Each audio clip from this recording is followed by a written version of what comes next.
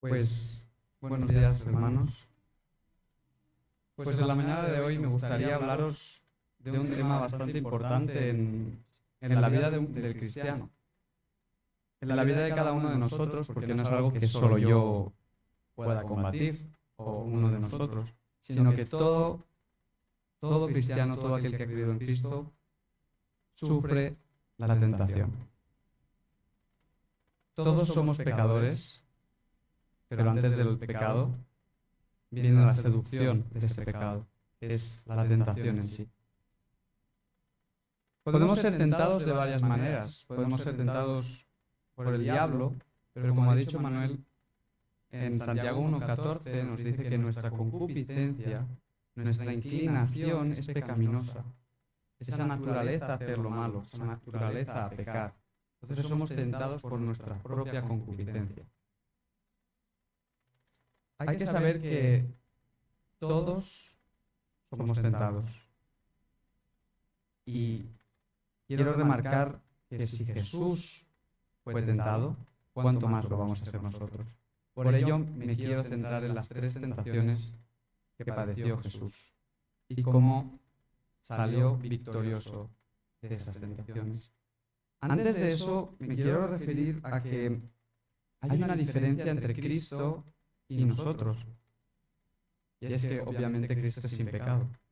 Ejemplos encontramos en Hebreos 4:15, que dice que fue tentado en todo según nuestra semejanza, pero sin pecar.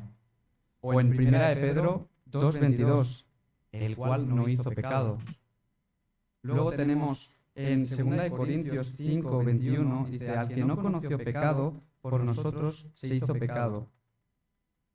Se hizo pecado no es lo mismo a pecar. ¿Qué nos está diciendo el texto aquí? Lo que nos está refiriendo es que, bueno, es un resumen del Evangelio. Lo que nos está diciendo es que Jesús cargó con los pecados de todos nosotros y Dios, como juez, le dio el castigo que nosotros merecíamos, pero que nosotros no podíamos pecar, ahí no podíamos pagar. Entonces Jesús fue a la cruz con todo ese pecado encima de él, pero él nunca pecó, nunca cedió a esa tentación. Nos expresa que Jesús fue nuestro sustituto al aceptar en lugar nuestro la pena que nosotros no podíamos pagar.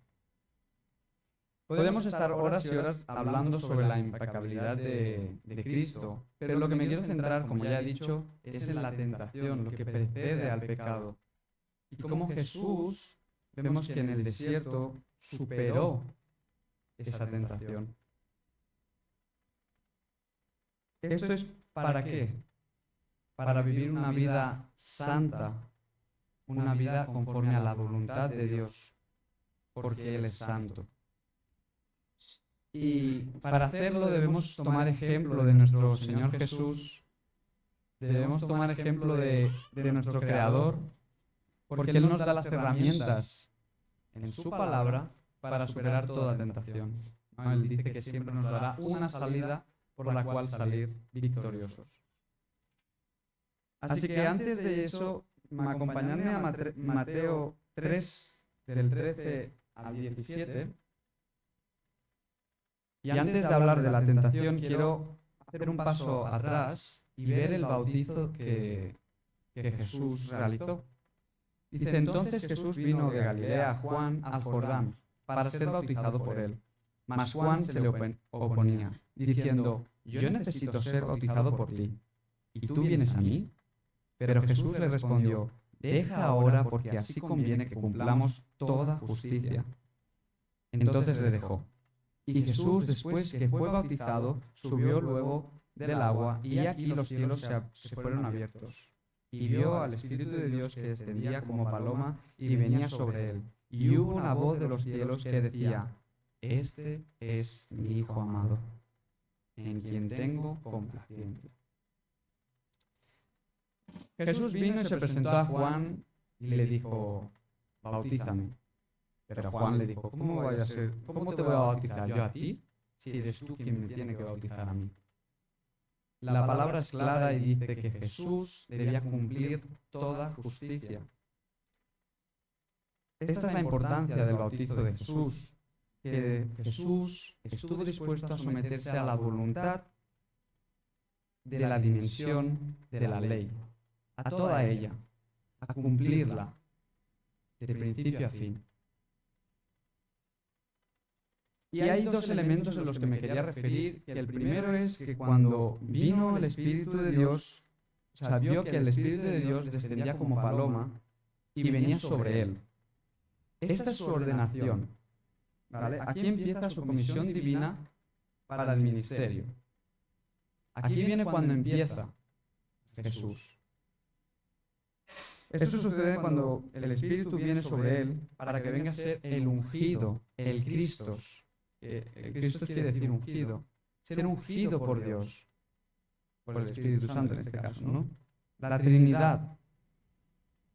Así que Jesús ahora es ungido para el ministerio y él es ordenado por Dios y apartado para empezar la vocación para la cual él había sido comendado. Él había venido para cumplir una misión y él había sido ungido. El segundo punto en el que me quiero referir es que él oyó una voz. Y en el Nuevo Testamento encontramos 3 veces en las que Dios, escuchamos la voz de Dios.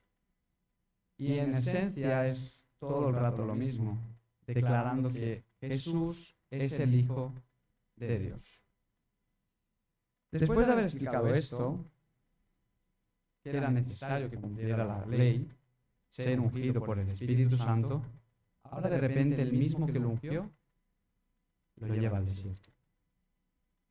El mismo que había descendido sobre él y lo había ungido para ser el Cristo, para ser el Mesías, el libertador, lo lleva a ser tentado durante 40 días sin comer, ayunando. Para eso, en vez de tomar el texto de Mateo, me gustaría ir a Lucas 4, del 1 al 13. Y vamos a leer el texto y luego vamos a explicar las 3 tentaciones y a, como ha dicho José Manuel, enfocarnos en la palabra de Dios, que es lo que debemos hacer constantemente, estudiarla y analizarla. Dice: Jesús, lleno del Espíritu Santo, volvió al Jordán y fue llevado por el Espíritu al desierto por 40 días, y era tentado por el diablo, y no comió nada en aquellos días, pasado los cuales tuvo hambre. Entonces el diablo le dijo: si eres hijo de Dios, di a esta piedra que se convierta en pan. Jesús, respondiéndole, dijo: escrito está, no solo de pan vivirá el hombre, sino de toda palabra de Dios.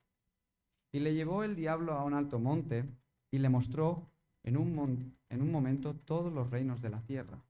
Y le dijo: a ti te daré toda esta potestad y la gloria de ellos, porque a mí me ha sido entregada, y a quien quiero la doy. Si tú postrado me adorares, todos serán tuyos. Respondiendo Jesús le dijo: vete de mí, Satanás, porque escrito está, al Señor tu Dios adorarás, y Él solo servirás. Y le llevó a Jerusalén y le puso sobre el pináculo del templo. Y le dijo: si eres hijo de Dios, échate de aquí abajo, porque escrito está, a sus ángeles mandará acerca de ti que te guarden, y en las manos te sostendrán, para que no tropieces con tu pie en piedra. Respondiendo Jesús le dijo: dicho está, no tentarás al Señor tu Dios. Y cuando el diablo hubo acabado toda tentación, se apartó de él por un tiempo. Uno de los temas más importantes en el Nuevo Testamento en cuanto a Jesús y en su oficio, en su ordenación mesiánica, es que él tenía que cumplir muchas responsabilidades, una de las cuales era satisfacer el papel del segundo Adán o del nuevo Adán. Él tenía que cumplir lo que Adán no pudo hacer. Él tenía que suplir lo que Adán, en lo que Adán cayó, en lo que Adán tropezó. Así que es en favor de su pueblo. Jesús fue llevado al desierto. privado de todo. Estaba solo. Y él estaba ahí para ser tentado. O sea, fue expresamente para ser tentado.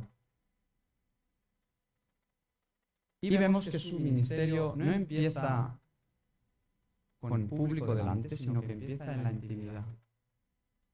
Empieza en la privacidad. No es un encargo público. Empieza solo. Debemos recordar también que, vamos a comparar los dos entornos en los que Adán y Jesús sufrieron las tentaciones. Vemos que Adán está en un magnífico jardín, frondoso y paradisíaco. Todo el mundo queríamos estar ahí. Y además estaba con una compañera ideal, idónea. Y tenía libertad para comer de todo árbol. Sin embargo, Jesús encontramos que primero está en un desierto. Todos, por imagen o si habéis ido alguna vez, hemos visto que en los desiertos solo hay arena, poca vegetación, por no decir nula, poca fauna. Y la otra cosa es que estaba solo. Adán tenía una compañera y Jesús estaba solo. Y añadiéndole algo más, Jesús había ayunado por 40 días. El pobre estaba hambriento. El pobre no había comido ni bebido durante 40 días. A ver quién aguanta. Pero Jesús lo había cumplido. Y la pregunta aquí es, ¿qué es mejor, resistir a la tentación solos o acompañados? Porque en nuestra soledad podemos decir, bueno, no me ve nadie, pues voy a hacerlo. Pero acompañados es difícil.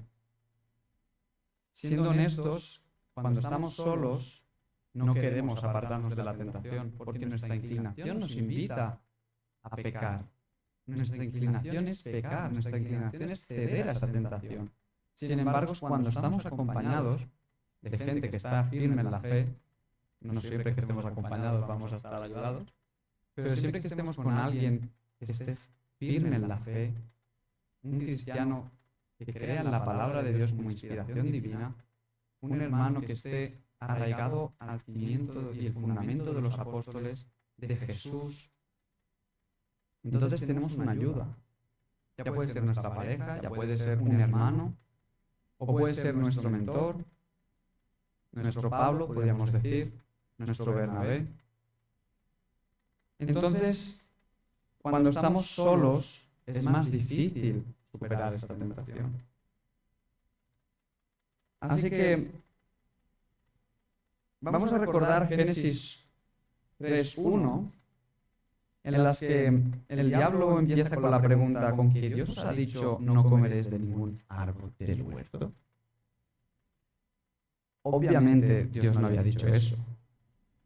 Y Eva le dice, no, Dios no dijo eso. Él dijo, de todo árbol podrás comer libremente, excepto del árbol del bien y del mal, porque si comieres de él, bien morirás, etc. En resumen, el asunto que quiero remarcar, el asunto que quiero hacer hincapié, es que Satanás, tanto en la tentación de Adán y Eva como con Jesús, lo que quería es generar dudas. ¿Dudas dónde? Sobre la autenticidad, la veracidad y la fiabilidad de la palabra de Dios. Aquí es donde quiero empezar el mensaje. La palabra de Dios, ¿dudamos de ella? ¿Estamos seguros de que es inspiración divina, que fue inspirada por cada autor en cada época en la que fue escrita? ¿De verdad lo creemos? ¿De verdad creemos que Dios se reveló a Pablo, a Pedro, a Moisés, a David, a Daniel, a Isaías, a Jeremías? ¿Todo eso, de verdad lo creemos? ¿Tenemos esa fe en la palabra de Dios, que es inspirada por el Espíritu Santo? Ahí está la pregunta. Ahí está la duda. ¿Es realmente la Biblia palabra de Dios? ¿Podemos fiarnos de ella? Está llena de contradicciones. Está llena de muchas metáforas. hay que estudiar la Biblia, hay que entender la Biblia. Antes de decir o antes de que nos digan, deben leer la Biblia, deben estudiar la Biblia. Antes de decir no creo, hay que dudar de ella, pero de una manera en la que podamos entender que ella sí que es palabra de Dios. Al primer momento debemos creer que ella es palabra de Dios.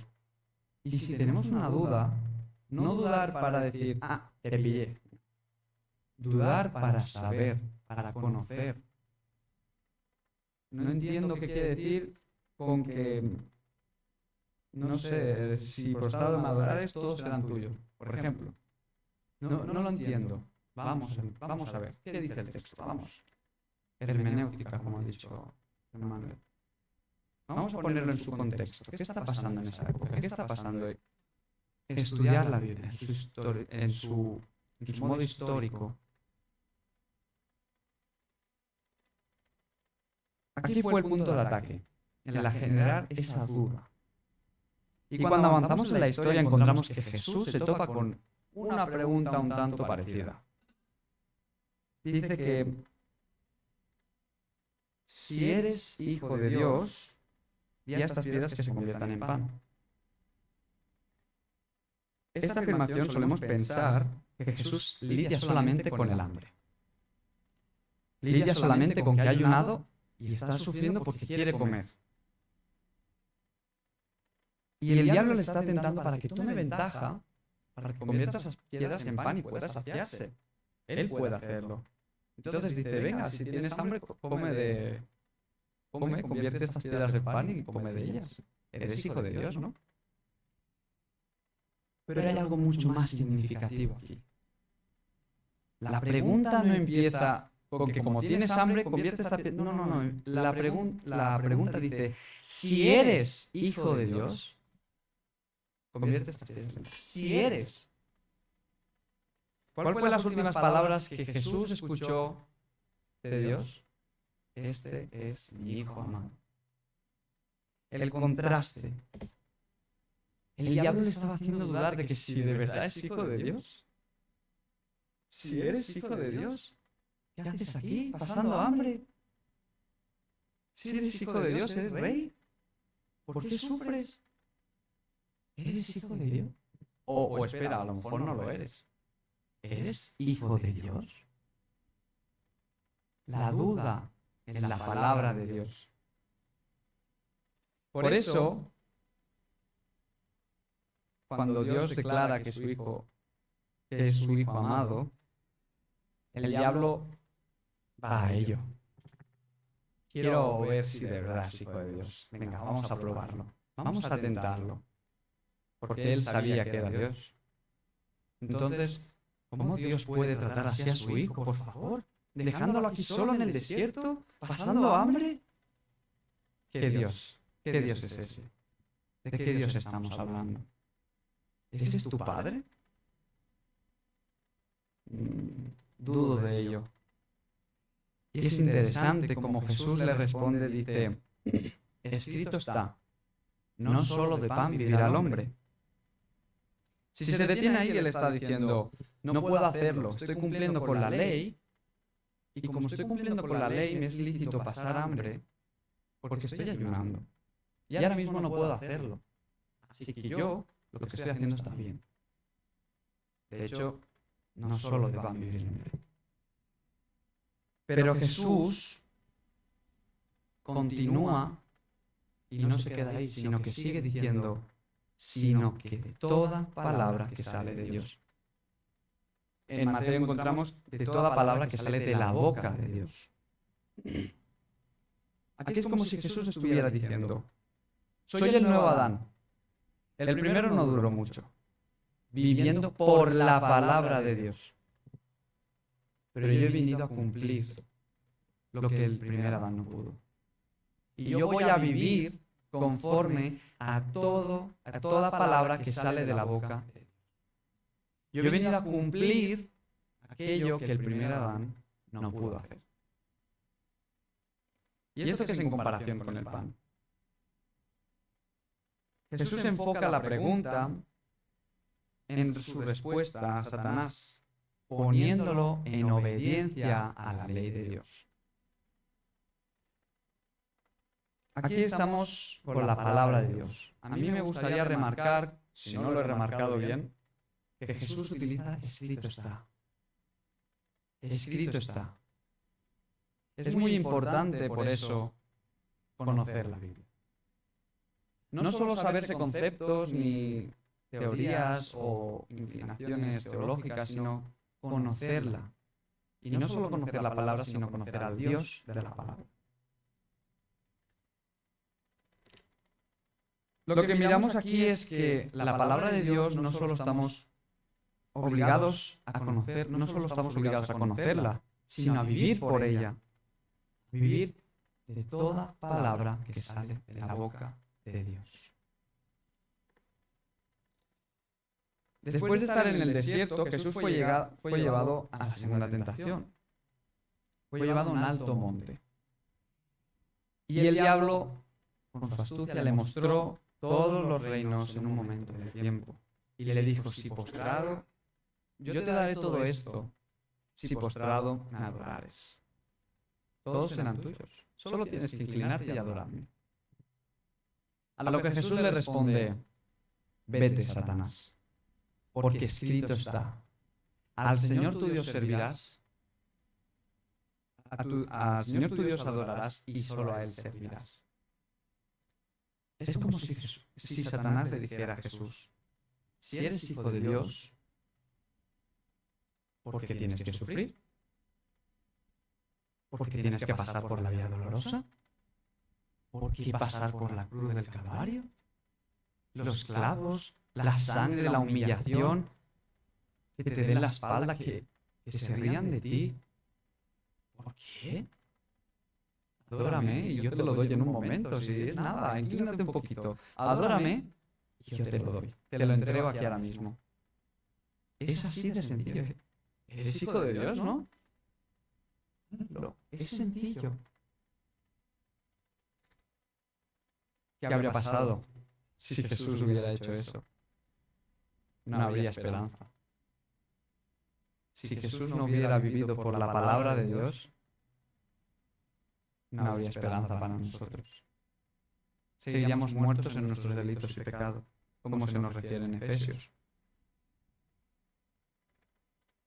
¿Os acordáis de la confesión en Cesarea de Filipo, después de que Jesús le pregunta a sus discípulos, ¿quién dicen los hombres que soy yo? A lo que Pedro le responde en Mateo 16:16, que tú eres el Cristo, el Hijo del Dios viviente. Y Jesús le responde, tú eres Pedro, y sobre esta roca edificaré mi iglesia. Poco tiempo después, Jesús declara su muerte. Jesús declara que Él va a morir. Él tiene que ir a sufrir, Él tiene que hacerlo. Es conforme a la palabra que está viviendo, Él tiene que sufrir. Tiene que cumplir con la ley de Dios. A lo que Pedro le dice, de ninguna manera, no, Señor, no vayas. Quédate, vayámonos, huyamos. Vámonos a otro sitio, no mueras, no sufras. Y Jesús le responde, quítate delante de mí, Satanás. Otra vez la oferta del reino sin sufrimiento, sin sufrir, sin padecer, sin muerte y sin resurrección. Si Jesús no muere, no resucita. Si Él no resucita, nosotros no resucitamos. Es sencillo. Lo significativo aquí, vuelvo a decir, es que escrito está. Escrito está. En ambas tentaciones, Él resiste a las sugerencias del diablo, citando solamente la palabra de Dios. En Deuteronomio, aquí viene cuando el pueblo está, padeciendo hambre, ¿no? Y haciendo sus idolatrías. Entonces, cuando pasan hambre, Moisés les declara, no solo de pan vive el hombre. Cuando adoran a otros dioses, dice que solo al Señor Dios, tu Dios, adorarás. La Biblia no es cualquier otro libro, no es el Quijote, no es Lazarillo de Tormes, no es el Corán. La Biblia no es la Constitución del cristiano, no es la Constitución española. La Biblia no es un libro de niños, no es un libro de grandes, no es un libro para jóvenes, no. La Biblia es palabra de Dios. La Biblia no es un libro que me estoy leyendo. Nada, estoy esperando al tren y de mientras, pues, nada, voy por Levítico. Menudo. Se te va a hacer larga la espera. No es cualquier libro. Es palabra de Dios. Así Jesús le dice, no puedo hacer esto porque te he dicho que debo vivir por la palabra de Dios. Y la palabra nos dice que solo podemos adorar a un Dios. Solo podemos servirle a Él. Ergo, como tú no eres Dios, a ti no te voy ni a adorar ni a servir. Así claro te lo digo, Satanás. Así claro te lo estoy diciendo. Y eso es lo que debemos hacer nosotros. Cuando Satanás viene y dice, adórame, mira lo que tengo preparado para ti, un manjar de placeres. Todo a tu alcance, ahora, ya, en un momento, lo vemos hoy en día. Quiero un coche, me lo compro, si tenemos dinero. El que tiene dinero dice, me compro un coche, me compro una casa, con piscina, con jacuzzi, y más, y más, y más, y más. Vamos a ponerlo más sencillo. Tengo dinero, me compro un libro. Bueno, 2. Venga, me lo puedo permitir. 3, 4, 5, 6. Venga, libros. Y no empiezas ni con uno. Voy a empezar con un bocadillo. Bueno, me apetece otro. Venga, y otro. La tentación es tan sutil, porque Satanás es tan astuto. Te susurra y, como diríamos, te camela, te seduce para que tú tropieces y caigas. Solo debemos adorar a Dios. Y en su palabra nos declara, resolviendo los problemas que he comentado, que con Él tenemos más que suficiente. Y Él nos da todo lo que necesitamos. No nos da más, no nos da menos. Todo lo que necesitamos. Él está a nuestro servicio porque Él vino a servir. Y nosotros debemos imitarlo. Debemos poner nuestro cuerpo, como dice la palabra, como sacrificio vivo. Nuestro cuerpo al servicio de la Iglesia de Cristo. Ayudando a la gente que padece, como ya hacemos a la gente que padece en Ucrania. Hermanos, debemos servirlos. Hay muchas maneras de servir, no hace falta ir allí y ponernos a lavar pies, ¿no? Eso es un ejemplo que Jesús utilizó en esa época, en ese contexto. No hace falta hacerlo, hay muchas maneras de servir. En la iglesia aquí, en Argentina, hay muchas maneras de servir. Muchas. En la alabanza, en la Santa Cena, en la limpieza. Y todo servicio es el mismo. No porque estemos en la alabanza somos más, ni porque esté en la limpieza, por decir un ejemplo, es menos. O el que está con los monitores de las cámaras, los micros. No, todo servicio es el mismo. Jesús lo que nos pide no es que sirvamos lo mejor. O sea, bueno, sí, Él nos pide que sirvamos lo mejor que podamos. Pero que en todo lo que hagamos, lo hagamos lo mejor que podamos. Sirvamos con devoción. Y vamos a llegar ya a la última tentación de Jesús, que es llevado a Jerusalén y lo puso sobre el pináculo del templo.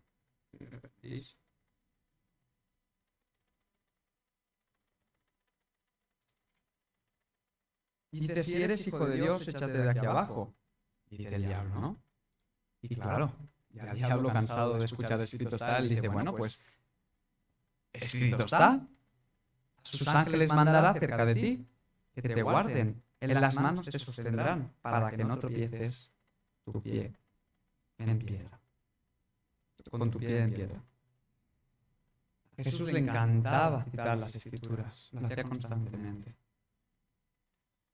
Y el diablo, hermanos, conoce muy bien la Biblia.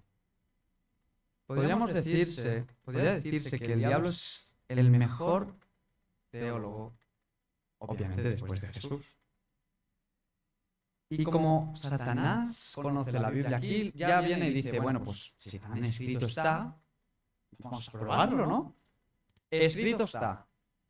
Sus ángeles mandará y le sostendrán. Vamos a probar si la palabra de Dios es verdad. Venga. Ahora no voy a probar con las cosas que te están sucediendo o las que te pueden suceder. Vamos a probar si lo que dice la palabra, si lo que tú me estás diciendo es verdad. Vamos a probarlo, vamos a ponerlo a prueba. Venga. Y entonces le dice, escrito está. Podríamos decirle a Satanás, no solo tenemos que creer en la naturaleza de la autoridad bíblica, sino que también tenemos que entender la hermenéutica correcta, la interpretación del texto, ponerlo todo en su contexto. Yo no puedo ahora hablar de que no puedo donar sangre, que es algo que pasó en el Antiguo Testamento. Ya todo con Jesús fue cumplido. Hay muchas normas que deberíamos estudiar bien a fondo, porque claro, hay que hacer una gran distinción. Pero no es el caso. Eso es estudiarlo y profundizar en la palabra, ¿no? Pero no podemos quitar textos fuera de contexto. Todo lo puedo en Cristo que me fortalece. ¿Cuántas veces hemos utilizado o hemos oído este texto fuera de su contexto? Voy a recoger todas estas sillas en 4 segundos. Total, todo lo puedo en Cristo que me fortalece. Es una pequeña tentación que podría el diablo decirme, ¿no? Coge el cargo de presidente. Venga, preséntate, seguramente ganas. Tú puedes hacerlo. Todo lo puedes en Cristo que te fortalece, lo dice la palabra. Vámonos a Filipenses. Mira cómo lo dice. El diablo puede saltar y decirnos eso. ¿Cuántas veces no lo habrá dicho? Puedo pecar. Total, estoy perdonado por Jesús. Estás perdonado. Puedes seguir pecando, si total vas a seguir perdonado. Textos fuera de contextos. No es un texto, es un pretexto. A mí me encanta la hermenéutica por lo mismo, porque establece la escritura en su contexto, en su ámbito, en su región, en las personas, en lo que estaba sucediendo y lo aplican en el texto. Podemos sacar una aplicación práctica, pero no podemos sacar versículos como si sacamos cualquier cita de cualquier otro libro, ¿no? Porque estamos tratando con la palabra de Dios. Y es un asunto serio, es un asunto de importancia para nuestras almas, para nuestra santificación, para nuestro vivir cristiano. Entonces, como ha dicho José Manuel, que se me ha adelantado, la Escritura interpreta la Escritura. La Escritura se entiende por sí sola. Debemos estudiarla, es como él ha dicho, es un puzzle que hay que conectar piezas. Pero ella misma se entiende. Obviamente hay libros y hay Biblias de estudio que te pueden ayudar y facilitar el camino para entender lo que la Biblia nos está hablando. Pero ella sola se explica. Es conocerla. Pero yo no puedo conocerla un solo domingo por la mañana. La tengo que conocer lunes, martes, miércoles, jueves, viernes, sábado, domingo y así todo el año. Lo siento, no hay otro remedio, no hay otra... Algo más sencillo, no, es la única opción que tenemos, estudiarla cada día de nuestra vida. Y es muy gratificante hacerlo. Te llena de gozo. Encuentras esperanza, paz, consolación. no solo para ti, sino para los demás. Y empiezas a ver quién es Dios, su soberanía, su poder, su majestad. ¿Por qué? ¿Porque me lo han dicho? No, porque lo veo en la palabra. Y porque lo veo en la palabra, luego lo veo en la vida real. Los cielos cuentan la gloria de Dios. Lo leo, sí. Pero luego salgo a la calle y digo, ¿cuán verdad es lo que la palabra de Dios dice? Y aquí es donde podemos decir, escrito está, los cielos cuentan la gloria de Dios. Utilicemos escrito está. Claro que en la tentación Jesús le dice, sí, la Biblia dice eso.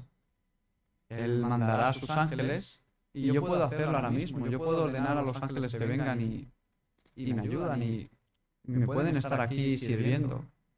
Solo me hace falta decirlo. Mi Padre me oye y Él lo puede cumplir. Pero también en la Biblia, Satanás, si no lo has leído, yo te lo leo, dice, no tentarás al Señor tu Dios. Si tú no quieres leer esa parte de la Biblia, tranquilo, no te preocupes, si te da pereza ya te la leo yo. Solo escucha. No tentarás al Señor tu Dios. Quien no se haya leído Levítico, tranquilo, yo te lo explico.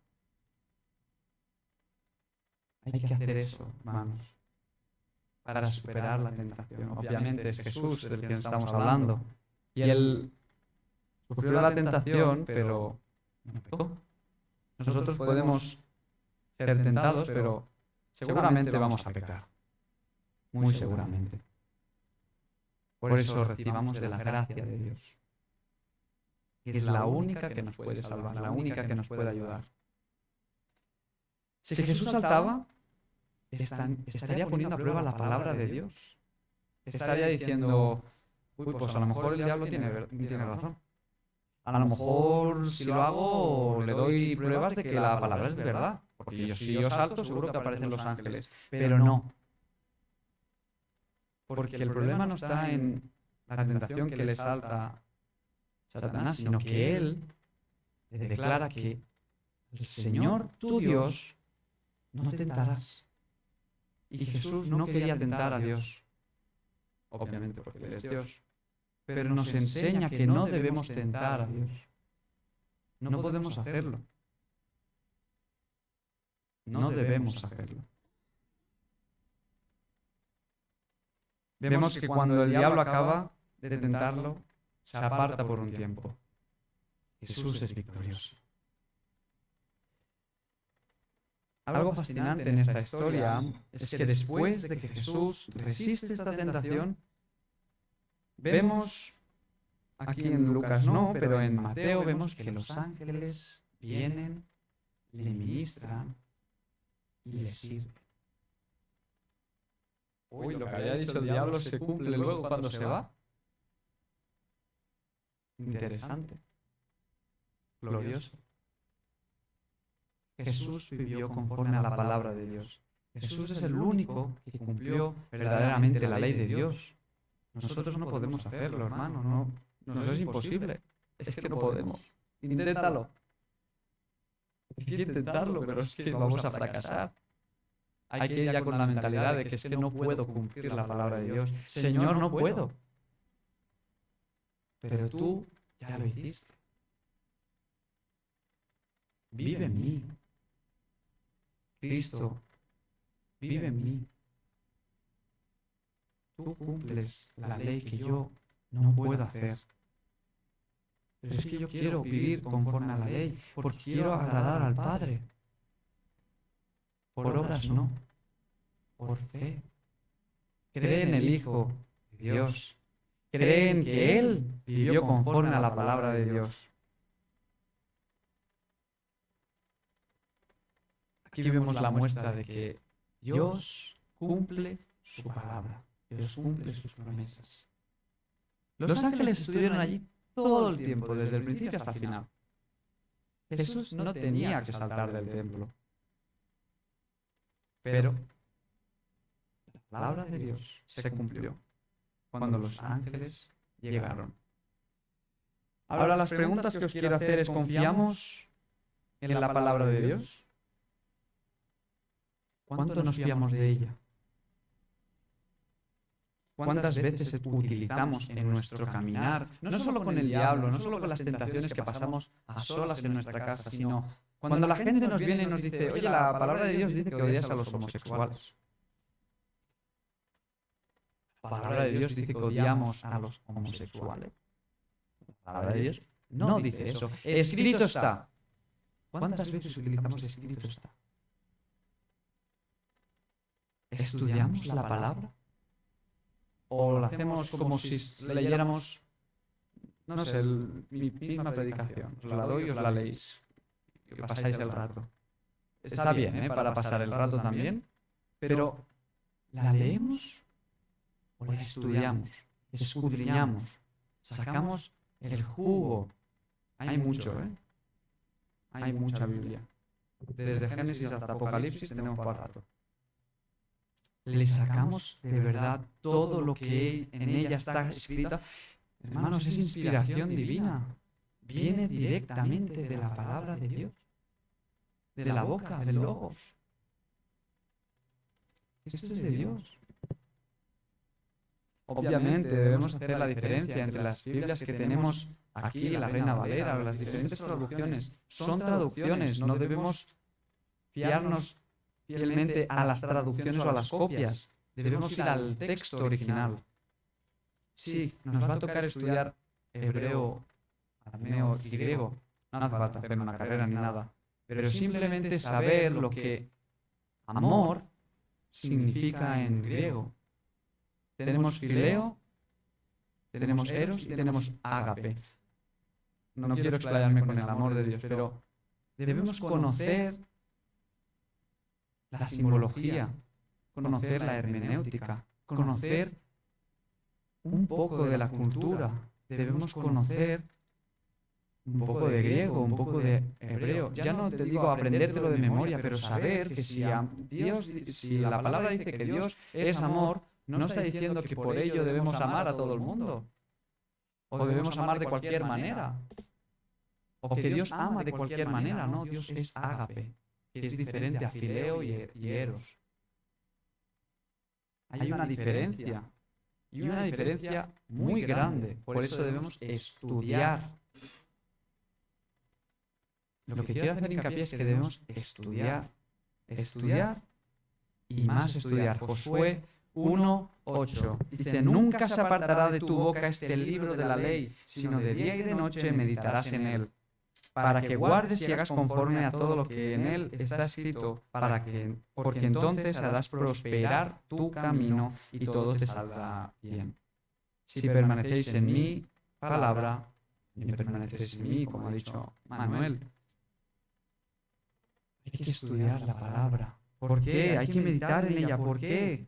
¿Por qué hay que hacer todo eso? Es un esfuerzo innecesario. Yo ya estoy bien, yo ya creo en Jesús, yo ya voy al cielo, ya soy salvo. ¿Por qué debo hacerlo? Porque es un mandato. Dios nos lo ordena. Hay que vivir conforme a la palabra de Dios. No solo hay que ser salvos. Hay que ir, Mateo 28:20, Mateo 28 del 19 al 20, y hacer discípulos, bautizándolos en el nombre del Padre, del Hijo y del Espíritu Santo. Hay que vivir conforme a la palabra, haciendo como Jesús, obedecerla con toda su plenitud, creyendo en que es palabra de Dios, creyendo en que ella es inerrante en su inspiración. Quiere decir que toda ella es inspirada. No hay un acento que no sea inspirado, no hay una letra, una coma o un punto que no sea inspirado. Otra vez, en el texto original. Debemos hacer, guardar y hacer conforme a todo lo que en ella está escrito. Y así haremos prosperar nuestro camino, como Jesús nos declaró, como ha dicho Manuel, dice, si permanecéis en mi palabra, también permaneceréis en mí. Vamos a estudiar la palabra, vamos a vivir conforme a ella, conforme a todo lo que en ella está escrito. Hermanos, esto es para glorificar a Dios, para ver su obra en nosotros, para ver que Él es el Dios de la palabra, para ver que Él, a través de su palabra, puede cambiar corazones, a través de la palabra puede transformar vidas, a través de la convicción del Espíritu Santo. Una vez a Paul Washer se lo dijeron, dice, ya, pero el que convence del arrepentimiento no es el Espíritu Santo. Y dice, sí, sí, la palabra lo dice. Pero nosotros somos instrumentos de Dios. Y Dios puede hacerlo, puede hacer de dos maneras. Puede que una persona en su casa, solo, sin contacto con la Biblia ni nada, sea inspirado. Dios puede hacerlo. Pero Dios prefiere utilizar a sus hijos, a los que han creído en Cristo, a los que viven conforme a qué. Así que, hermano, vamos a orar y vamos a declarar en nuestros corazones que la Biblia es palabra de Dios, que la Biblia es para todos nosotros, no es solo para unos cuantos, no es solo para los pastores, no es solo para los misioneros, no, hermanos, no os equivoquéis, es para todos. Si no tenéis ningún cargo en la Biblia, también es para vosotros. Es para todos. Vamos a orar. Señor, gracias por todo lo que tú nos das, todo lo que nos ofreces, toda la necesidad que padecemos, tú la cumples, la llenas. Te pido, Señor, que nos ayudes a vivir conforme a tu palabra, que te sigamos, que aprendamos de ella. Queremos vivir conforme a todo lo que en ella está escrito, porque todo ella, en el original, fue salido de tu boca. Queremos hacer como Jesús, vivir conforme a lo que en ella está escrito. Cumplir con toda justicia. Pero, Padre, nosotros no podemos. Nosotros solos nos es imposible. Necesitamos de tu Espíritu Santo. Necesitamos de tu guía, necesitamos de tus fuerzas. Te necesitamos a ti por tu gracia. Señor, te necesitamos a ti y solo a ti. Nosotros no podemos hacerlo. Solo en Cristo. Solo por Él. Solo por gracia. Así que te pido que guardes nuestros corazones, porque escrito está, guarda tu corazón, porque de él mana la vida. Señor, te lo pido en el nombre de Cristo Jesús, nuestro Señor y Salvador, quien padeció y sufrió en la cruz, cumpliendo así lo que tú habías mandado que se tenía que hacer para la redención de todos sus hijos, aquellos que ya en el principio tú elegiste. En tu nombre. Amén. Amén.